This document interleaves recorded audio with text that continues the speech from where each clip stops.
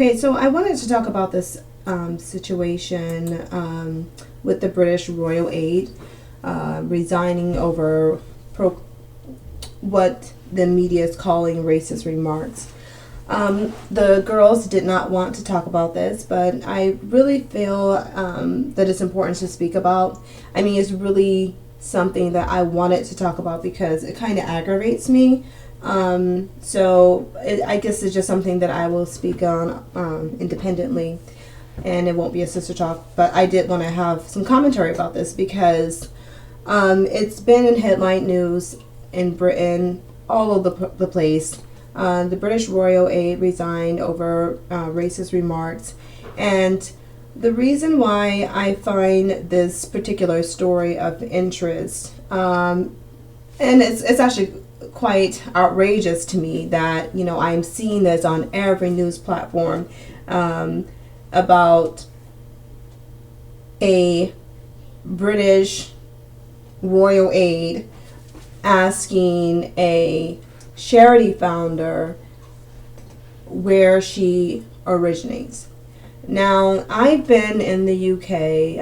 I've lived in here for longer than I want to admit, and one of the most common questions that I have had in introductory conversations where you're engaging with a new person that you don't know is, where are you from? Now, this is a very common line of questioning for anyone you don't know. Now, here is like people are up in arms, and really it has sparked conversation everywhere, and it's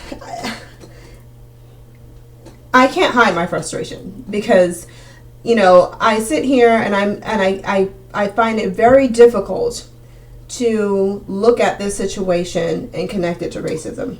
I find it cringeworthy when I'm seeing this on headline news and it's made to be a racist scandal where someone has stepped down as a result of being racist, having a racist remark, simply because they've asked someone their origins. Now, let me get to the layers behind my frustration that you hear in my voice. As I said, I've lived here for a good number of years, and through workplace, I've been asked this question and had this dialogue. I was having an MRI, and the technician asked this same type of question, this type of line of questioning in terms of where are you from, where are your parents from, where do you originate, what part of Africa are you from? Now, this kind of discussion has been had with me primarily by Africans. So Africans want to know where my heritage in Africa is. Like this line of questioning is so common. Even when I was in the States, it was very common, not just with colleagues, but with other people of African descent, right? Wanting to know what part of Africa you're from. Now, I find it also offensive that this is being considered racist, generally because for this aspect of law, it is a very common line of questioning for someone you're engaging with and you're introducing yourself to and you're getting to know. So I don't find that to be offensive. I can't count the many times that I've had this conversation in genuine interest shared between two people. At the talking point, I don't understand how it is that, I mean, I do understand, so I will get to that later. But to see this make national news is flabbergasting to me. It's disgusting and it's annoying. So that's number one. It's a very common way of getting to know someone is asking their origins. The other part of this is, England is a melting pot. So if anyone who's been here knows that there's tons of people from different backgrounds, different heritage, different parts of the world. And so that's what makes it so normal to ask that question, in my opinion. And I've asked people that question too. I've asked so many different people because it's such a genuine interest. You want to know, where it just, genuine interest, a common question, and it's sad that we're bringing something that is so common and such a part of getting to know another person, and we're stigmatizing it and making it into a racist remark. So that's another part that bothers me. It's like, you can't be a human being now without it being racist, and that's what this gives. And I'll circle back to that. But another part of that is, that's like I said, when I was visiting New York, same thing. New York is a mixing pot. So many different cultures, so many different backgrounds. It is common to ask someone this question.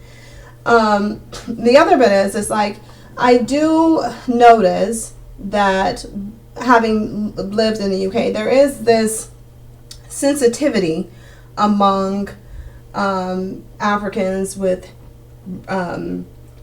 British Africans, because I feel like there is a sensitivity where I feel like certain people of African descent get very protective of their right to be called British.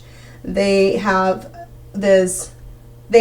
a higher regard to being British than to being African, and they'll easily become, I've seen it, upset if someone does identify them as African, more so than acknowledging their British nationality. And I always find it quite peculiar and annoying, to be honest, if I want to be honest and frank, because there is this, and I have the same problem in America with certain people like this too, because you come across people who say, I'm American before I'm African. I'm American first. And it's like, no, you're not. It's like, how are you detaching yourself from your actual homeland, from your actual origins, to say that you're, like, I disconnect with that. When you look at the path in which Africans have come here to Britain, if you look at how Africans, people from African heritage have made it here to Britain, that's not something that I would look at and say, I need to be connected with Britain. I'm proud. They're very, very proud of their British heritage here. And Africans are very, very proud of being British, having British nationality. And so, and I feel like that supersedes their African heritage. And then you will hear them say, just like the lady says, I'm proud to have a Caribbean descent, but I'm British. And they'll say that, but still have the offense that you've mentioned their African heritage. And I see this across the board. I've had conversations with Black British, and I put parentheses because I don't even like using the terminology Black to describe people of African descent. I don't like that classification. But people of African descent who are from Caribbean descent and specifically from Jamaican descent are very, very, they've always had this, in my communications with them, when we do discuss race, heritage, things of that nature, they're very proud of being the first, and will be their quotes, the first to be integrated into Britain. And that is something that is a very proud moment for them, I suppose. So I feel like this woman who is, quite frankly, your origins you're African. So, and I feel like I get the vibe here sometimes that is an insult to be called African by other Africans. Africans seems to have this regard that being African is a negative thing, and so it's almost like they're offended when someone acknowledges them for being an African when, well, you are an African. And I get that there is this pride around being British. Sure, having British nationality, if you're African, sure, have that, but we don't need to go into a place where we're so offended by someone mentioning or connecting us to Africa. And people who just watch this might think, well, you know, it is racist for her to ask her if she's already telling her she's British national. Well, I mean, she is, but she's obviously not. Her origins by being African are obviously not from Britain. Like, so, like, we're really gonna pretend that an African woman, her origins are from Britain. It's like, why do we need to have this classification where it's prominent that we're British nationals? Sure, I'm gonna leave that part alone, but I really do feel like the sensitivity around this needs to be really analyzed, because I don't understand where this hierarchy that Africans are putting on being British supersedes their African heritage. I don't understand that, but I do see that here in the UK a lot. So I'm not going to disregard the fact that I do suspect that part of her offense was being connected to Africa. That being said, another issue I take with this is the fact that, and I think probably one of my greatest offenses is the fact that, you know, we're looking at a dialogue that's being called a transcript.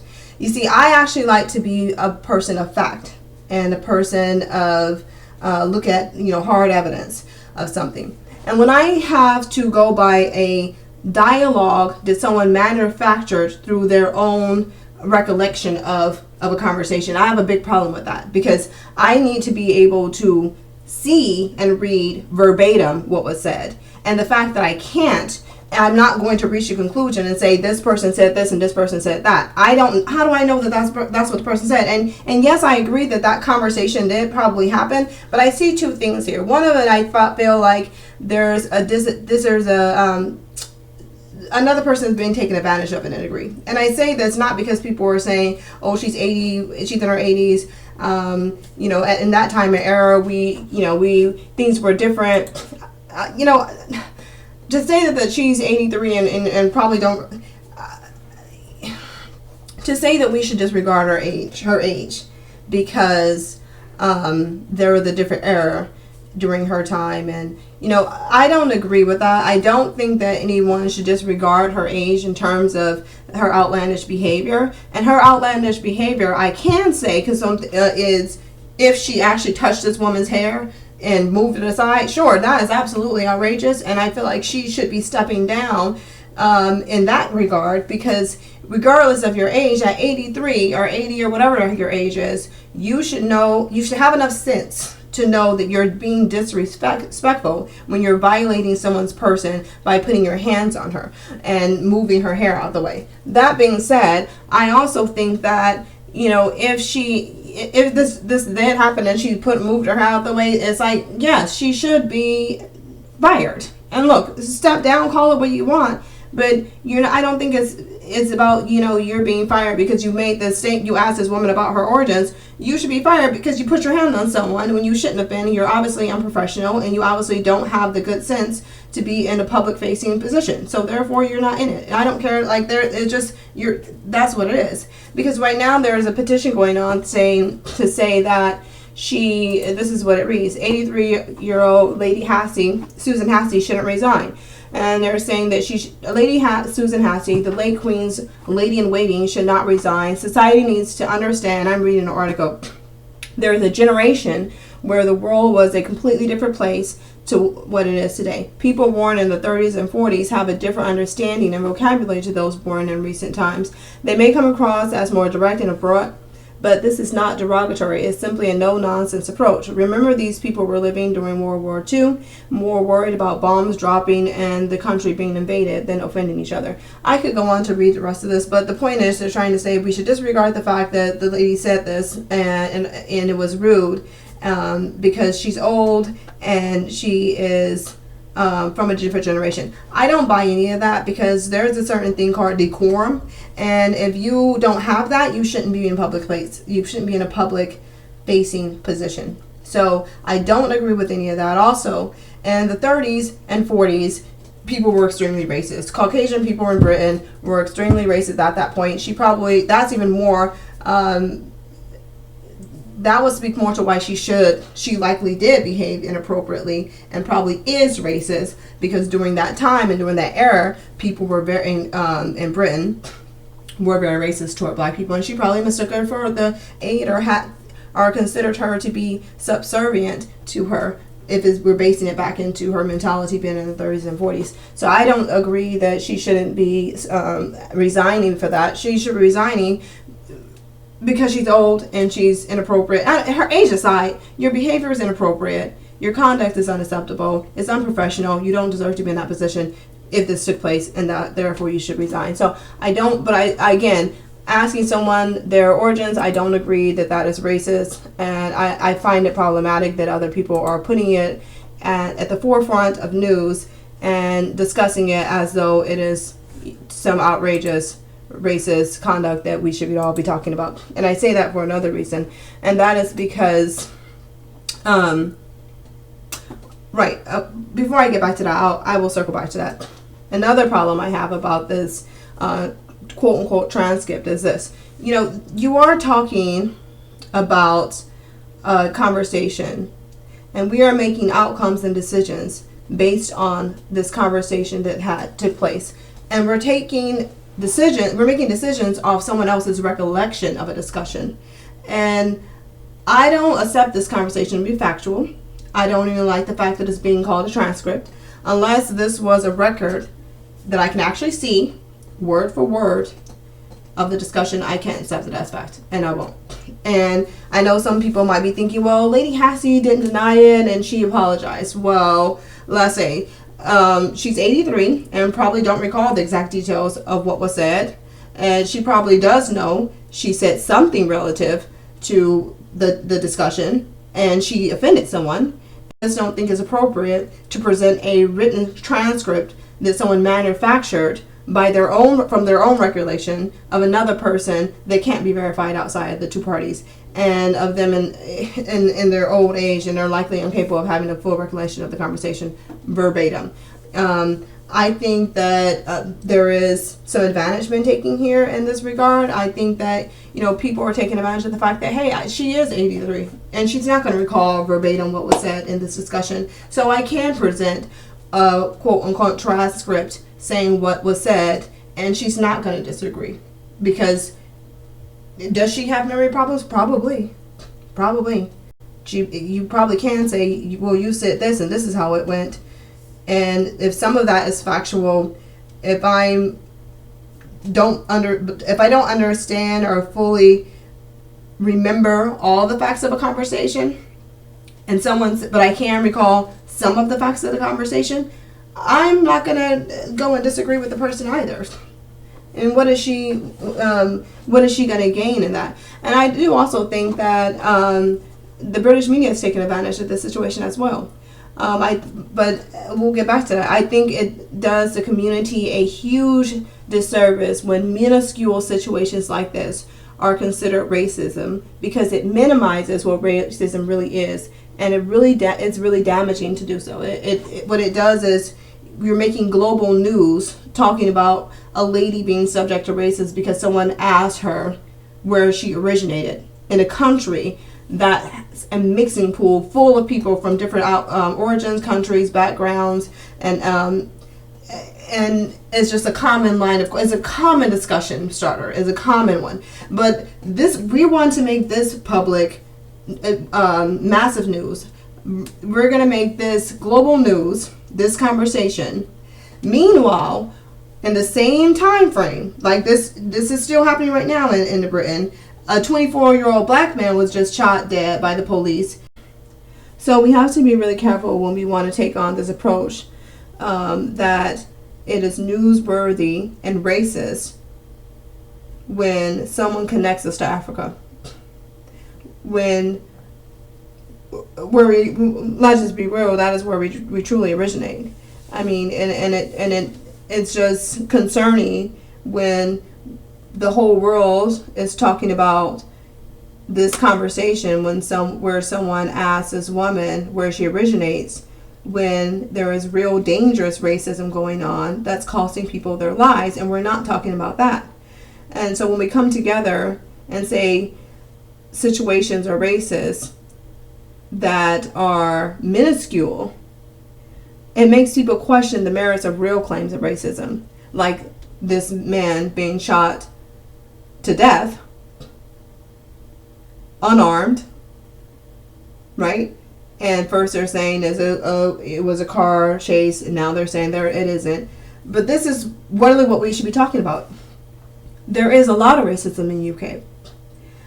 Having a conversation about where someone originated from shouldn't be considered racist to the regard that we're talking about it globally, and people are in global outrage because someone asked you where you originated.